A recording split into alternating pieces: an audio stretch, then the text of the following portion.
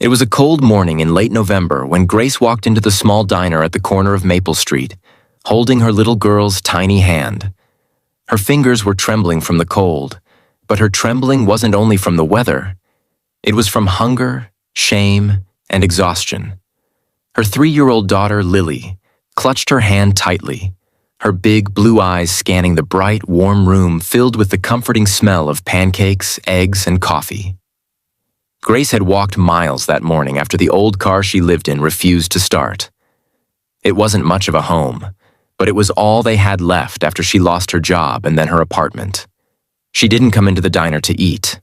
She came to find warmth, just for a few minutes, to sit, breathe, and pretend for one fleeting moment that life was normal again. She had a few coins in her pocket, not enough to buy even a cup of coffee. But she hoped no one would notice her long enough to ask her to leave. Grace sat Lily at the farthest corner booth, close to the door, her eyes darting nervously at the waitress, who seemed too busy to care. Lily's cheeks were red from the wind, and her little pink sweater was worn thin, but her face glowed with the innocent wonder only a child could still have after hardship. If you believe that kindness and second chances can change lives, please take a second to like this video, share it with others, and subscribe to the channel. Your small gesture might inspire someone else to make a big difference today. As they sat there, Grace tried to distract Lily with soft words about imaginary pancakes and warm syrup, telling her maybe one day they would have breakfast here together. But Lily's gaze drifted, landing on a man sitting just a few tables away. He looked out of place in that small-town diner. A clean-cut man in his mid-30s, wearing a dark coat over a pressed shirt. His name was Daniel Hart, and though his life looked polished from the outside, inside he was quietly broken. A year ago, his wife had died in a car accident, leaving him alone and hollow. He hadn't slept properly since that night, and most mornings he came to this diner not for food, but because the silence in his house was too loud. Daniel noticed them only when Lily's soft blue eyes met his. She wasn't smiling. She wasn't asking for anything. She was just staring at his plate, the steaming pancakes, the scrambled eggs, the bacon glistening under the morning light. It was a look no child should ever wear, a look of hunger too familiar for her age. Grace noticed and quickly pulled her daughter's hand. "Come on, sweetheart," she whispered, her voice trembling as she stood. She didn't want anyone's pity, especially not from a stranger.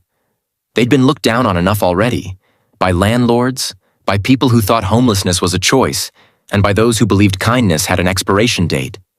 She turned to leave quietly, keeping her head low, praying to slip out unnoticed. But Daniel saw her.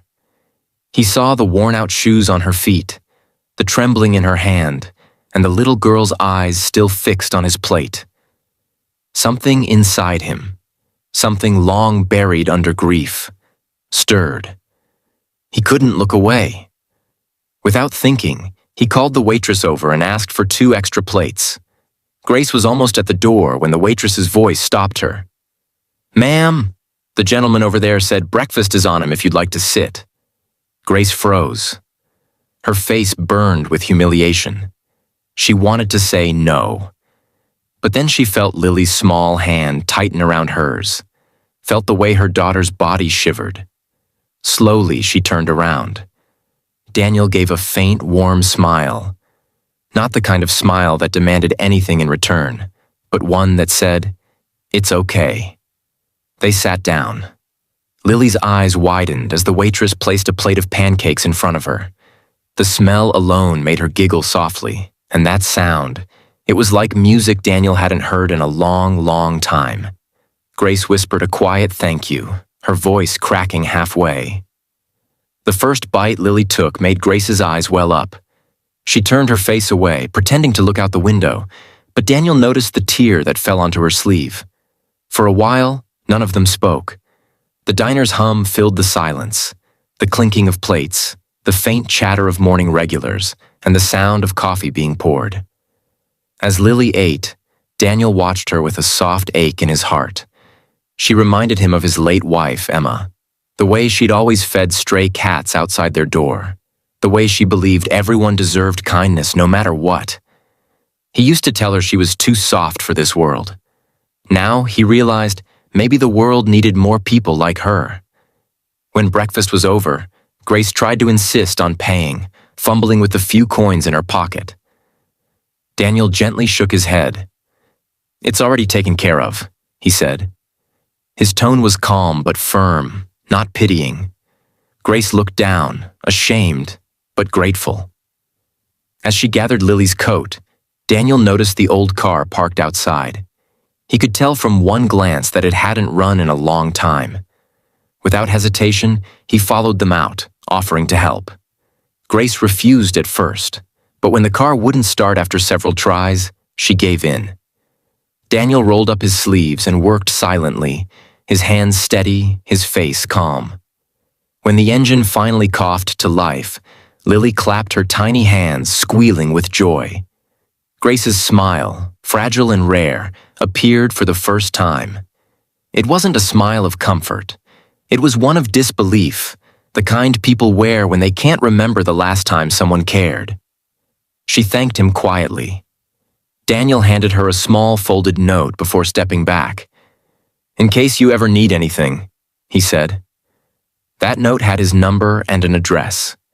Grace hesitated before taking it, unsure if she'd ever use it. But that night, as rain poured over the car they slept in, she opened it again, her fingers trembling. She wasn't sure what made her do it, desperation, faith, or the memory of that morning. But she called. Daniel answered instantly. Within an hour, he was there, standing outside the car with a large umbrella and 2 paper bags of food. He didn't ask questions. He didn't lecture. He simply opened the passenger door and said softly, "You both shouldn't be out here tonight." That night, he took them to a small guest house he owned behind his late parents' farmhouse. It was clean, warm, and filled with the faint scent of fresh bread. Grace cried silently after Lily fell asleep in a real bed for the first time in weeks. Daniel stood outside the door, listening to the soft rhythm of a child's peaceful breathing, a sound he hadn't heard since Emma passed. Something inside him healed that night. Days turned into weeks. Grace found small ways to repay his kindness, helping around the farmhouse, washing dishes, cleaning the porch. Daniel never asked her to. But every morning, he found fresh coffee waiting for him, and a drawing from Lily taped to the refrigerator. Stick figures of Mr. Daniel holding her hand. Over time, their pain became the bridge between them. Daniel learned how Grace lost her job after the company shut down, how she had no family left, and how she tried to keep her daughter's hope alive when she had none left herself. Grace learned that Daniel's quietness came from grief, not arrogance, and that behind his polite smile was a heart still learning how to beat again. Winter melted into spring, and the world around them softened. Lily began calling Daniel Uncle Dan. Sometimes when she'd fall asleep on the porch, Grace would catch Daniel looking at her with the same gentle warmth he once had for his late wife. Neither of them spoke about it, but both felt it. Months later, Grace found a new job at a nearby elementary school cafeteria, and Daniel helped her get her car fixed for good. She started to believe again, not just in life, but in the idea that good people still existed. One evening, as the sun dipped behind the hills, Daniel came home to find Grace and Lily baking cookies in the kitchen. Lily looked up with a wide smile and said, "Mr. Daniel, Mommy says we're staying here forever." Grace froze for a second, embarrassed, but Daniel only smiled. He looked at them both, the woman who had taught him to live again, and the child who had unknowingly healed his heart, and said softly, "I'd like that."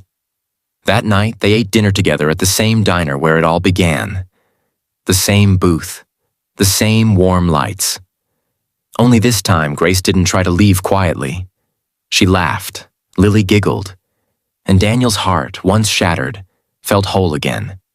If this story touched your heart, please like, share, and subscribe to the channel. Let this story remind you that kindness costs nothing but can mean everything. Special request? Comment below. Kindness still exists. If you believe that one act of compassion can change a life forever. And as the diner lights flickered softly over them, Daniel realized something profound. Sometimes, God doesn't answer prayers through miracles. He answers them through people. Grace and Lily were his answer, and he was theirs.